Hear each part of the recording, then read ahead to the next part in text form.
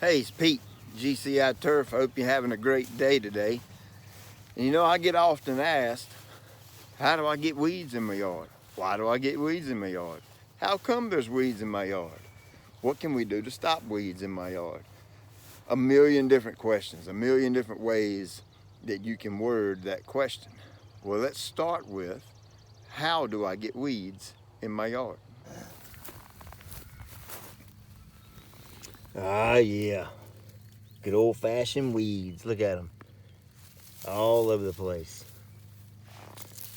Come in all shapes, all sizes, all varieties, all different kinds of colors. See, one thing that most weeds have in common, well, these weeds go through a cycle, a seasonal cycle. A great example is crabgrass.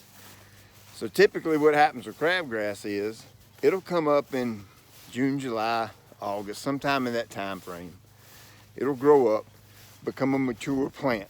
Now once it becomes a mature plant, it produces a seed. And that's what you see, it comes out of the top of the plant. Big old seed head, big old clump of seeds there. And either you mow it, or something happens, or the seeds just fall off and go back into the ground, and that's the crop for the following season. So that's a little bit about the cycle of weeds. But now let's talk about how you can actually get them in your yard.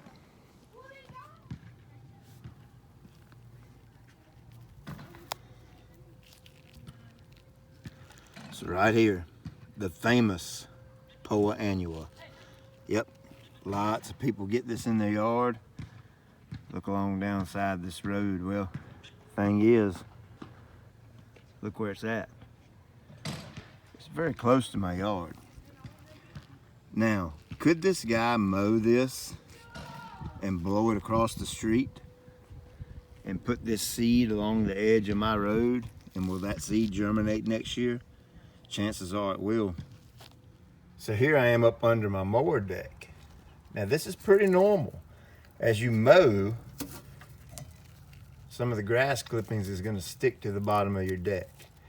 Now let's say if you cut a seed pod off of a weed and that got stuck in your mower, could that fall off in your yard the next time you mow? Could the guy that you hire that mows your yard bring seeds, weed seeds from another yard and put them in your yard? Well, of course they could. So I'm back here at my test plot. Here's a neighbor's property. Here's another neighbor's property. And you can see they don't do much back here, and that's okay. It doesn't bother me one bit. But let's look closer. Look at how close those seeds are, and it's a lot of them. Could these seeds possibly blow into my yard area over here? Or when the neighbor mows, if she throws this seed over there, could that seed germinate in my yard then? Well, I don't see why it couldn't. So there you go. That's 3 or 4 ways that you could possibly have weeds introduced to your yard from other areas, or from mowers or your neighbors or whatever. Now I'm sure there's 100 other ways you could come up with of how weeds are introduced into your yard. But let's talk about why you get weeds in your yard. Now of course, we got to look to a different source for that. We're going to check out the facts on this. If we look to the Bible, God's talking to Adam here. To Adam he said, because you listened to your wife and ate from the tree about which I commanded you, you must not eat of it. Cursed is the ground because of you. Through painful toil, you will eat of it all the days of your life, and it will produce thorns and thistles for you. So now you know. You can thank Adam for that. You can thank Eve as well. See, when God created the world, when he created everything you see. And it is such an incredible creation.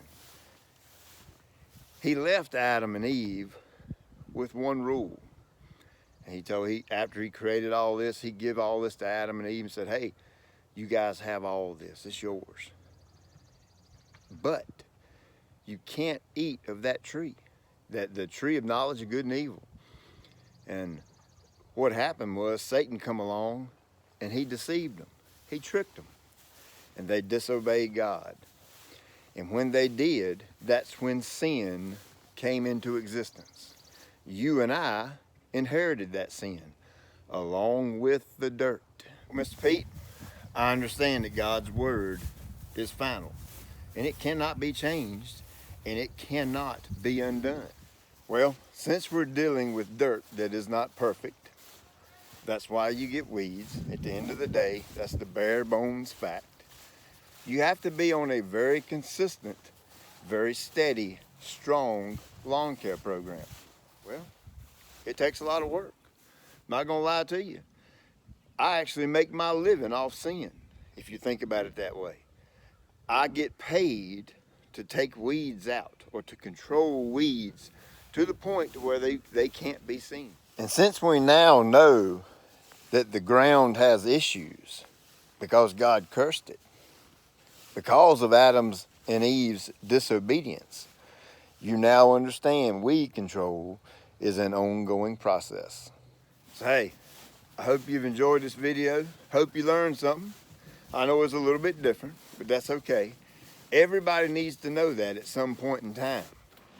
So hey, I hope this helps you to understand the many, many, many different ways about how you can actually get weeds in your yard. And I also want you to understand is why weeds even exist. And hey, get your facts right.